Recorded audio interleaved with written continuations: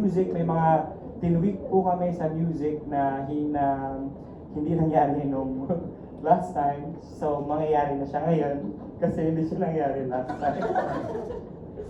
So would you say this is a better run? Kasi may mga gusto kayo sanang gawin before na hindi nyo nagawa, tapos dito nyo magagawa finally. I believe sa mga rerun naman, we try our best to like show the better version or best version so far ng production. So dito sa Tabing Ilog, the musical rerun, may mga bagong aabangan in terms of sa script, sa music, sa story. And ako talaga kasi yung sobrang special ng Tabing Ilog for me kasi nakaka-happy talaga siya sa heart, sa puso. Kahit kaming magbabarkada yung cast doon, na happy kami sa kwento, sa ano, and nung nag-show kami last year, happy kami sa mga naging reception ng mga tao, and masaya lang ulit siyang gawin ulit and mapakita sa mga tao na nakanood and sa mga hindi pa nakakanood. And it's been a year po, no, since the first run po. And marami po kaming dala-dalang mga bagong experience na dadalhin namin sa stage this rerun. And I think isa po yun sa mga pwede nilang abangan kasi kung paano namin gagamitin yung mga experiences na yun sa pag-refresh ba ng mga characters namin. Kasi masaya pong gawin ang, gaya nga po ng sinabi ni Mia, masaya pong gawin yung Tabing Ilog na musical. Yes, tsaka in addition to that, meron kaming mga bagong castmate na makakasama. Oh. Like sila Jen Daya, Jimmy De La Cruz, and Yayin De La Cruz. So another flavor, another experience for everyone yung magiging ambag nila sa production. So bagong experience talaga. Or as Jude says it, bagong experience. Abangan niyo po yung character ni Jude doon. Oo, nakakatuwa. Habang nagsasalita ko, imagine ko, what if yun yung pagkakasabi mo? Sa buong sagot. Buti na nga lang po hindi. Oo. Ay, pero wait, habang sumasagot kayo, pag first time yung sumagot, dapat may sample. So Jude, ikaw naman, it's your turn. Uubo lang po ako sa Kahit short lang. sige po. Kakanta lang po ka ng original song ko. Yeah! Wow! You write songs? Oh Opo. my gosh. Okay, go. This is called Dito Ka Lang, and I dedicate this to myself. Mahaba pa ang gabi, lalalim pa ang ating damdamin. Bakit hindi na lang tayo sumayaw? Thank you! Ang ganda! Uy, abangan ba natin yan sa sa streaming platform soon? Wow! Abangan namin yan. Ang ganda, Jude. Thank you, salamat po. May iba pa bang nagsusulat ng kanta? Si Vino po may sinulat siyang kanta tukol sa hotdog. Sabi ko, sana kaya pala siya tumila. Kanina. Kaso nung sabi mo hotdog, parang ayoko na i-connect.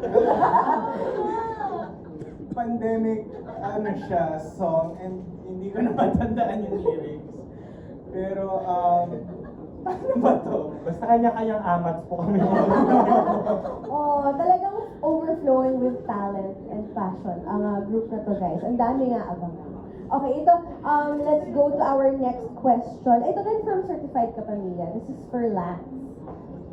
Congrats, Lance Orlando, kasi kinilala ka sa 15th Gawad Buhay Awards as Female Featured Performance in a Musical for Rent Second Quarter Citation.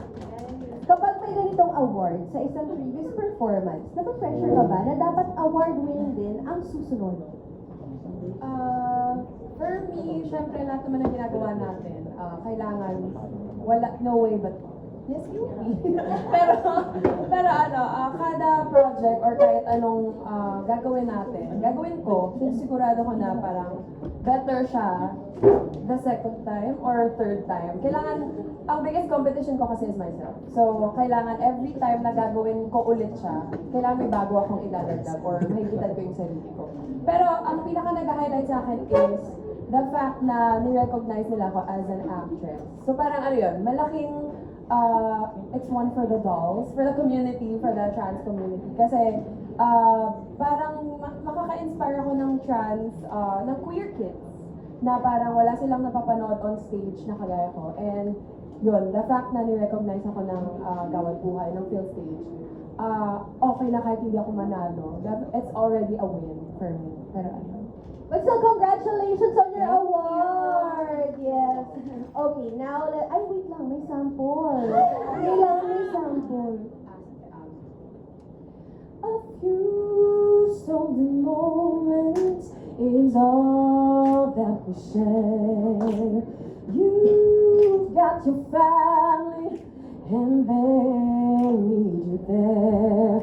Though I try to resist being last on your list, but no other man's gonna do. So I'm saving all my love. Yes, I'm saving all my love. Yes, I'm saving all my love for you. Thank you! Thanks for that. Iba talaga. Sabi nga ni Direk, hindi siya mapapahiya sa inyo.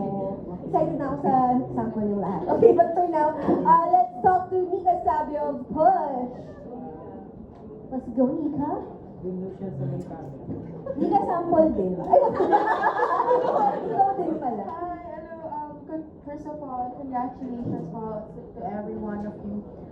Now that you're part of Star Magic, ano yung nilo-look forward ninyo na project? Although some of you work on TV, movie, meron po ba kayong parang inaay na now being part of Star Magic, this will be my next dream goal?